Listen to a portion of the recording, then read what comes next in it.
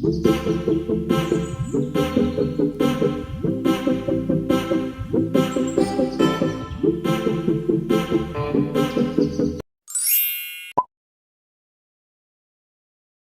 Everyone, welcome और welcome back to my another video.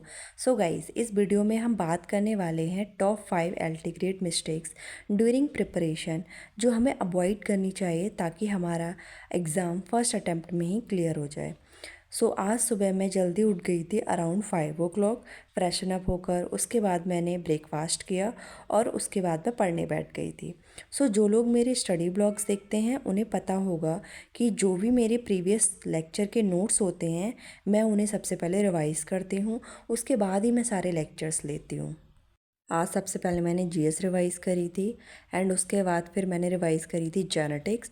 आज लगभग मेरे जेनेटिक्स कंप्लीट भी हो जाएगी। मेरे 2 लेक्चर बचे हैं 15 एंड 16, तो मैं आज उसको कंप्लीट ही कर लूँगी। जीएस का मेरा 4th लेक्चर होने वाला है। तो टॉप 5 मिस्टेक्स में से मैं आपको सबसे पहली मिस्टेक्स ये बताती हूँ जो ज़्यादातर लोग करते हैं। क्या करते हैं ना, पहली मिस्टेक ये है कि सिलेबस और पैटर्न को हम अच्छे से नहीं देखते हैं।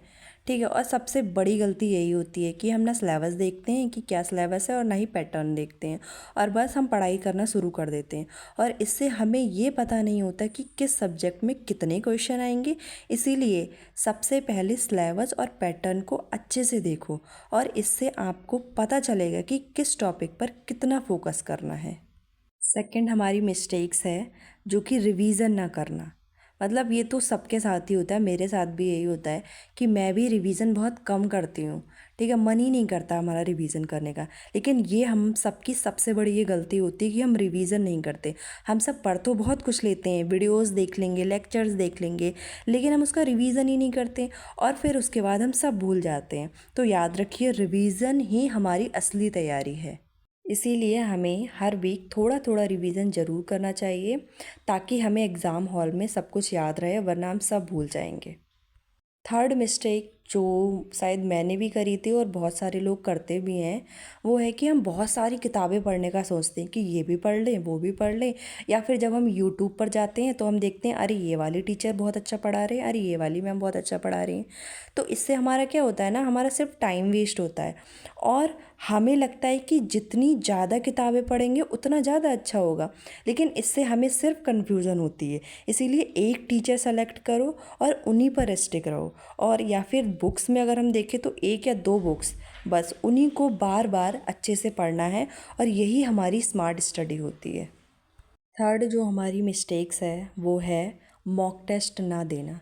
बहुत सारे लोग क्या करते हैं, बस पढ़ते रहते हैं, नोट्स को रिवाइज कर लिया बट मॉक टेस्ट नहीं देते।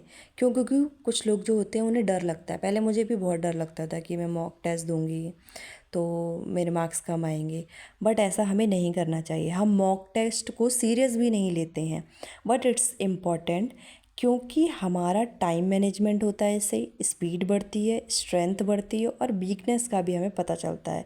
इससे हमें ये भी पता चलता है कि हम कितने पानी में हैं, कि हमें कितना आता है और कितना नहीं आता है।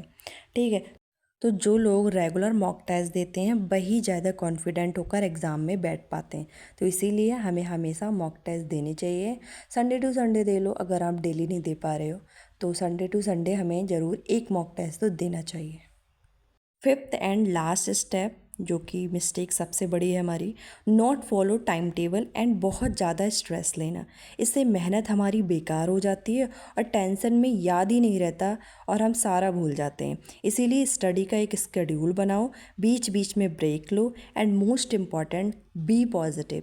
That's it for this video. I hope आपको ये स्ट्रेटजीज काम आए, and do subscribe for more. Bye bye, thank you.